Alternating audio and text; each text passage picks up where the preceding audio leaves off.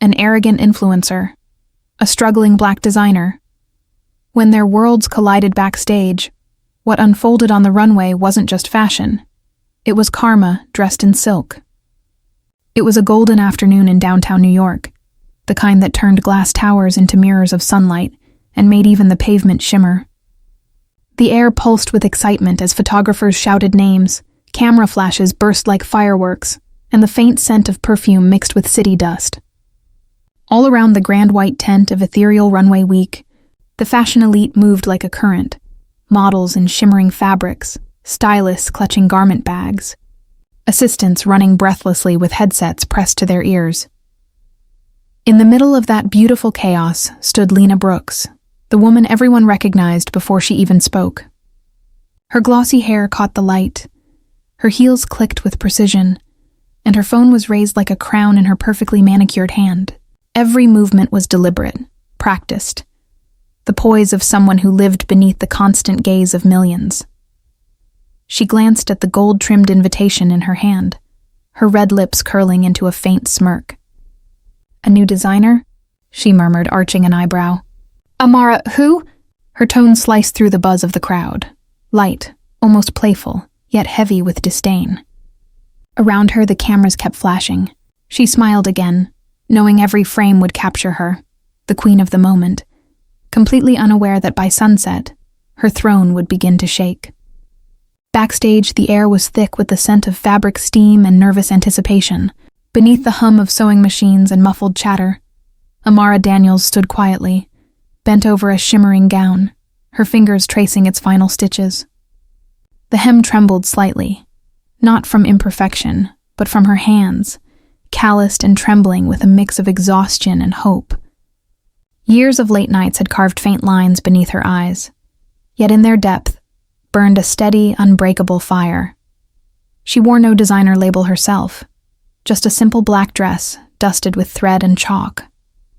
Her creation spoke for her, bold prints born from her grandmother's old African cloth, colors that told stories of home, resilience, and beauty often overlooked.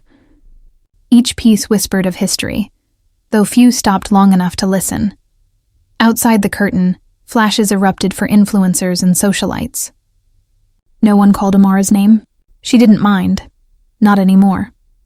But then her assistant, a young woman with worry etched across her face, hurried over and handed her a phone. "Amara, you should see this." On the glowing screen, Lena Brooks's post spread like wildfire. "Another diversity token on the runway? Can't wait to see the chaos." Amara stared at it for a moment. Her chest tightened, then steadied. "Let her laugh," she whispered. "The show will answer for me." The minutes before the show felt like the hush before a storm, the kind of silence that hums with unspoken nerves. Backstage, lights flickered, zippers whispered, and the air was heavy with the scent of fabric glue and adrenaline. Amara Daniels stood in the center of it all, her phone dimming in her hand, the cruel words from Lena's post still echoing faintly in her mind. But her face remained composed. Her breath steadied. The anger that tried to rise within her turned instead into something sharper. Focus. Her voice, calm yet commanding, cut through the noise. "We won't react," she said, setting the phone aside. "We'll let the art speak." Her team nodded, rallying behind her quiet strength. Dresses shimmered under the work lights, fabrics alive with color and heritage. For a fleeting second, Amara believed everything was finally falling into place. Then, a thud. A gasp. One of the models collapsed, her body folding gracefully to the floor, overcome by heat and exhaustion. Chaos erupted. Assistants rushed, water spilled. Someone shouted for medics. The coordinator's voice sliced through the panic. "We can't delay. Find anyone who fits the measurements, now." Amara froze. The first look, her signature piece, was without a wearer. The show clock was ticking. The world was about to watch. Fate has a way of weaving irony into the finest threads. While chaos brewed backstage, Lena Brooks sat in the front row, legs crossed, phone in hand, half bored as she scrolled through her notifications. Then a shadow fell across her, a frantic staff member, breathless and pale. "Miss Brooks," he panted, "we need a last-minute replacement. One of the models fainted. "You're the right size. Would you?" Lena blinked, startled. "Me?" She almost laughed, but before she could decline, the eyes of the crowd turned toward her. Photographers raised their cameras. Whispers rippled like wind through silk. Pride straightened her spine. She could never show fear, not in front of them. She slid her phone into her bag, plastering on a flawless smile. "Fine," she said coolly. "Let's make this quick." Moments later, backstage felt like another world. The light was dimmer, the air heavier. Hands moved around her, pinning, adjusting, fastening. The gown they slipped onto her was unlike anything she had ever worn. A cascade of Ankara silk, deep gold and midnight blue, alive under the glow. Then, Amara stepped forward. Their eyes met. Silence thick between them. As Amara smoothed the fabric over Lena's shoulder, she spoke softly, almost tenderly. "Walk tall. My designs deserve dignity." Lena swallowed hard. For once, she had no words. The lights dimmed, and a hush swept through the tent like the moment before a heartbeat. Then music, slow, rhythmic, pulsing with life. From behind the curtain, Lena Brooks took her first step onto the runway. For a split second, the world seemed to hold its breath. Then the crowd gasped, not for her fame, not for her face, but for the dress. Under the glow of the spotlights, the gown shimmered like liquid gold, its layered Ankara silk rippling with every movement she made. The fabric caught the light in shifting waves of amber, cobalt, and deep crimson, as if each color carried a whisper of history. Lena walked, her heels clicking softly against the mirrored floor, and something inside her shifted. The usual rush of vanity, the awareness of cameras, of eyes, faded. For the first time, she didn't feel like the center of attention. She felt like part of a story greater than herself. The audience leaned forward, mesmerized. Even the critics, the influencers, the cynics, all were silent.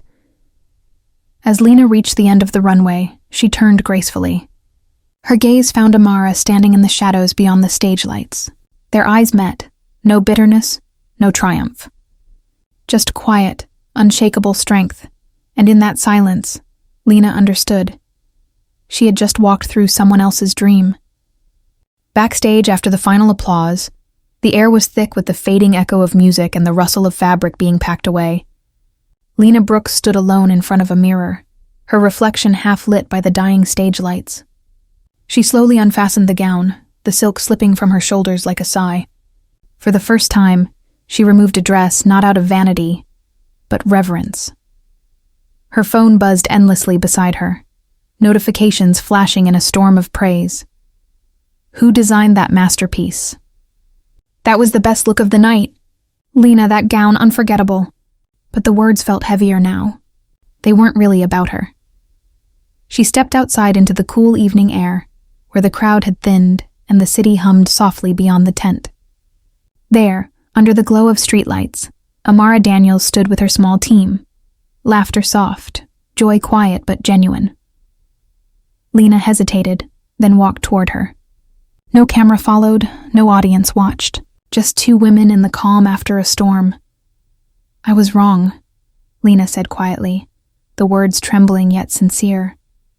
Amara turned, her smile gentle and knowing. "Sometimes," she said, "grace walks louder than anger." And for the first time that night, Lena felt small, but in the most beautiful way possible. That night, long after the runway lights had dimmed and the last flashbulb had faded, Lena Brooks sat alone in her hotel room. The city glittered beneath her window, endless, indifferent, alive. Her fingers hovered over her phone, the same device that had once been her shield, her weapon, her mirror. Now it felt heavier than ever. She opened her social feed, the comments still flooding in. Praise, curiosity, admiration. Yet none of it mattered. With a quiet breath, she began to type. "Today, I wore art made by hands stronger than my ego. I learned that respect isn't granted by fame. It's earned by creation." She hit post. No filter, no hashtags, no clever caption. just truth. Then she set the phone down and let the silence settle. Outside, a siren wailed in the distance. Inside, she felt a peace she hadn't known in years. Somewhere across the city, Amara was likely asleep. Her designs finally seen. Her voice finally heard. The narration closes softly, like the echo of a heartbeat. In a world where judgment is instant, humility is still the rarest fashion statement of all.